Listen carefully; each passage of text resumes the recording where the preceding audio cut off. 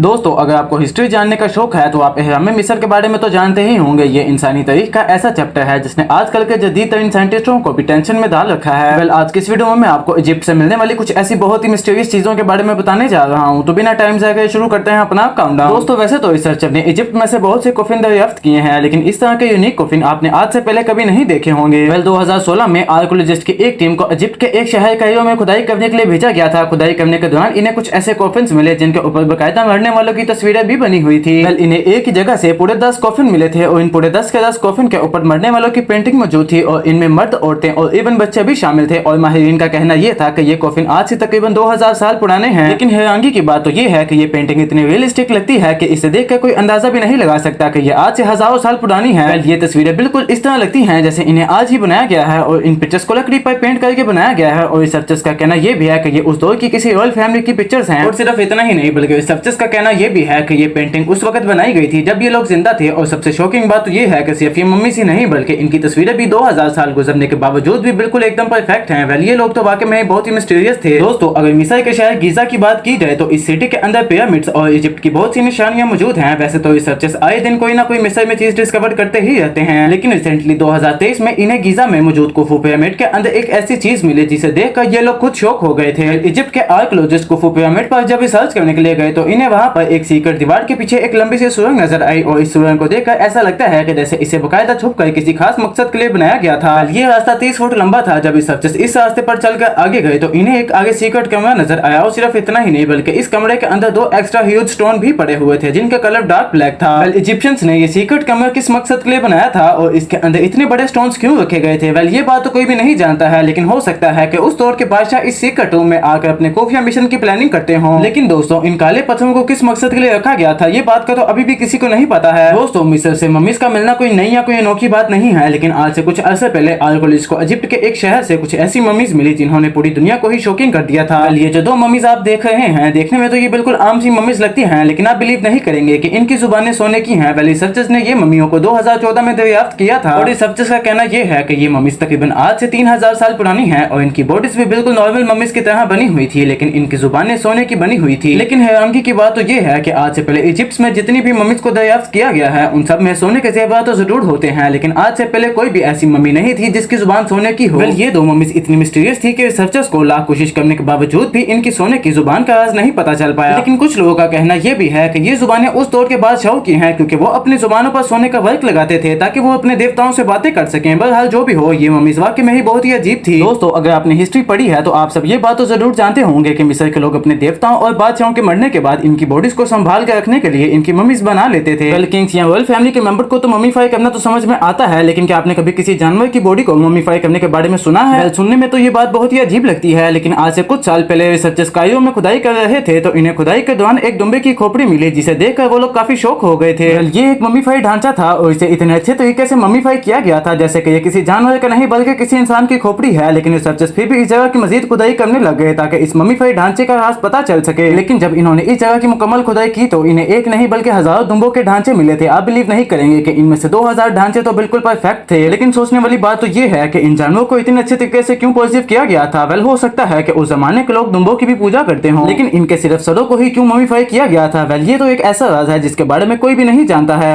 तो दोस्तों, आज के लिए बस इतना ही। उम्मीद है कि आपको वीडियो पसंद आई होगी। ऐसी मजीद इंटरेस्टिंग वीडियोस के लिए हमारे चैनल को लाइक और सब्सक्राइब कर लें। तो ठीक है, मिलते हैं अगली वीडियो में, तब तक के लिए अल्लाह हाफिज।